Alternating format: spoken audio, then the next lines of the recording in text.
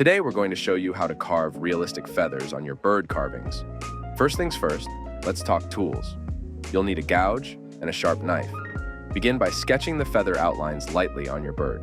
This will guide your carving and ensure your feathers are evenly spaced. Using a small gouge, start carving along the lines. Make gentle, shallow cuts to define each feather's shape.